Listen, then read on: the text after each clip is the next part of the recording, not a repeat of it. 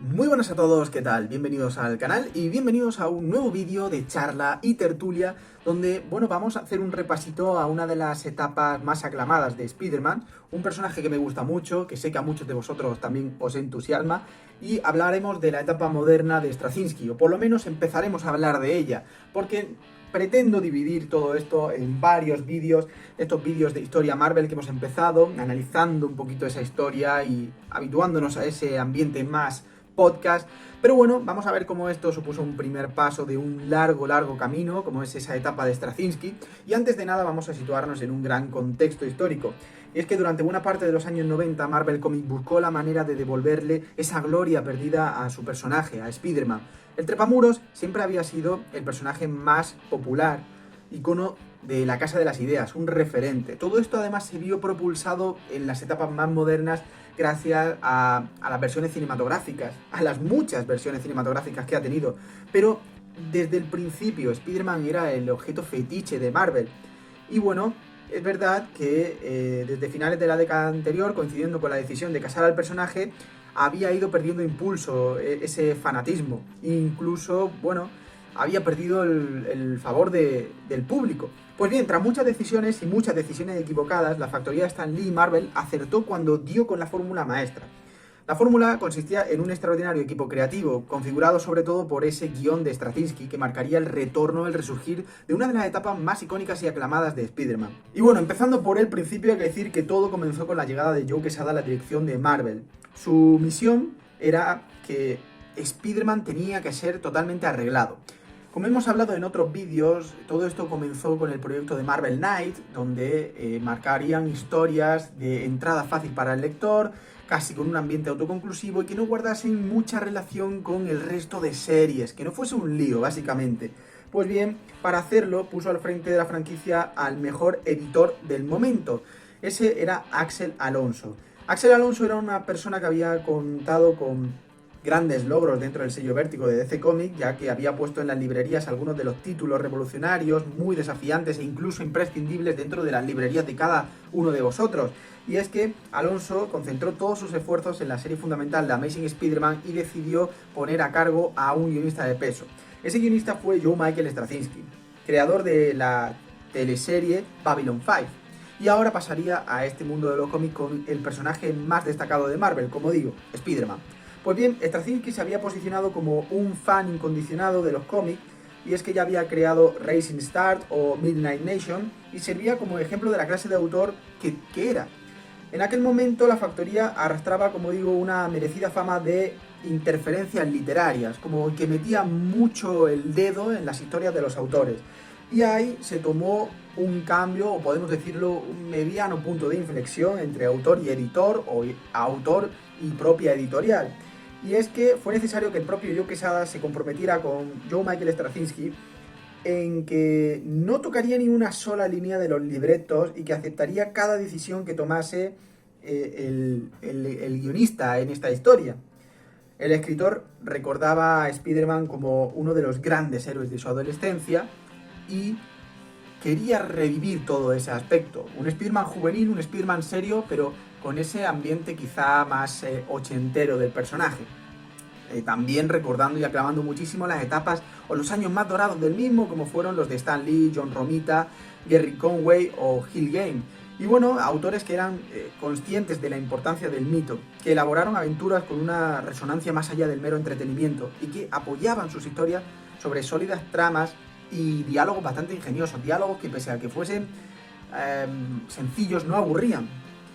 Pues bien, Straczynski consideraba que el paso de los años había llenado de basura, de morralla, de rollo pasteloso a Spider-Man y que necesitaba quitar todo eso, olvidarlo, sacarlo fuera y revitalizarlo, renovarlo, como hemos dicho antes, arreglar el personaje. Pues bien, destacaba como particular amenaza la presencia de Veneno, que no podía considerar más hueca o vacía a este guionista. Un traje que se alza como el peor enemigo del héroe, sin otro sustrato psicológico que no fuera el mero odio. Y por eso, precisamente es por lo que no vemos a este villano, por lo menos en las etapas iniciales de Straczynski. No quería que fuese típico, quería marcar la esencia, pero crear historias nuevas. Y para olvidar los malos tiempos pasados, quizá para establecer un nuevo punto de partida, la manera que tuvo Straczynski de aproximarse a Peter Parker fue la de alguien que lleva largo tiempo sin ver a un viejo amigo de instituto y se reencuentra con él ya cuando es adulto. Un sentimiento que es fácil empatizar con él, porque a la gran mayoría nos ha pasado. Y la verdad, eso fue básicamente lo que encontramos, ¿no? El primer paso hacia el renacimiento del trepamuros pasaba por admitir que Peter había crecido, que ya no era el chico universitario preocupado de llegar a tiempo a clase mientras peleaba contra el Doctor Octopus. Y es que nada más empezar la historia, el protagonista tomaba una decisión con la que afirmarse de manera inequívoca como un ser adulto, pero que al mismo tiempo le ligaba con personas que fueran de su entorno.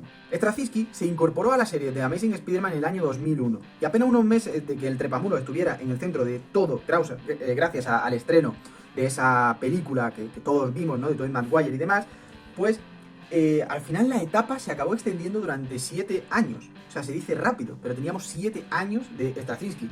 Y la verdad es que Straczynski se encontró muy cómodo para hacer todo tipo de cambios, ya que su antecesor había dejado el campo bastante limpio. Teníamos a un Peter Parker que acababa de romper con su esposa, con Mary Jane Watson, y que por lo tanto necesitaba reencontrarse consigo mismo.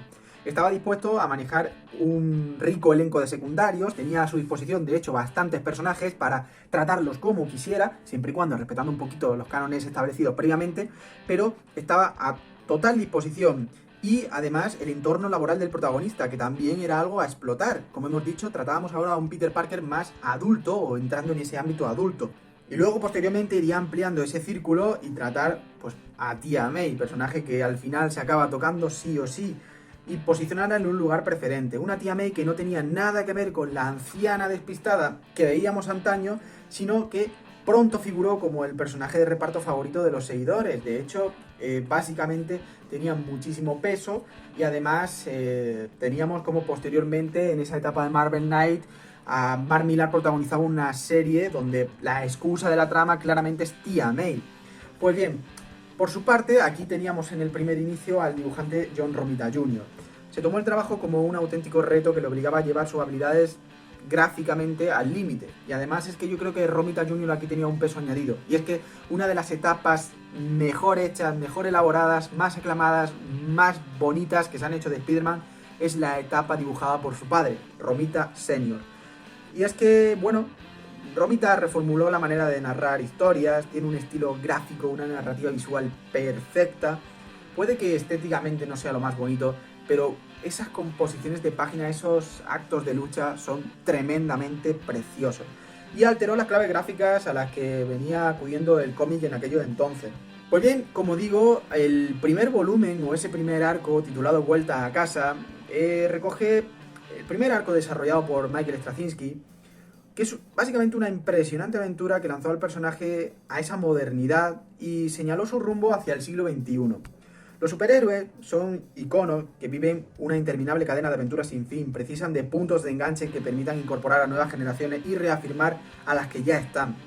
Es un trabajo bastante complicado, bastante complejo, pero en lo que se refiere a Spider-Man, no hay ningún producto que enganche a una persona de forma tan potente como ese primer volumen de Straczynski. La verdad es que Vuelta a casa es una de las mejores lecturas que puedes darle a alguien para que se enganche por completo a Spider-Man, con nuevas apariciones que luego iremos desarrollando poco a poco, con esos nuevos villanos que introducía como puede ser Morlun y Ezequiel, esos conceptos de tótem arácnidos. Bueno, habrá que dedicarle más de un vídeo, pero por ahora voy a dejarlo aquí, no quiero que sean excesivamente largos para que podáis disfrutarlo bien. Y nada más, gente, pues espero que os haya gustado esta charlita, dejadme en comentarios cualquier cosilla y nos vemos en el próximo vídeo, pues con más análisis de este estilo, ¿no? Más charlas y tertulias. Nada más, un abrazo, muchas gracias y nos vemos en la próxima. Chao.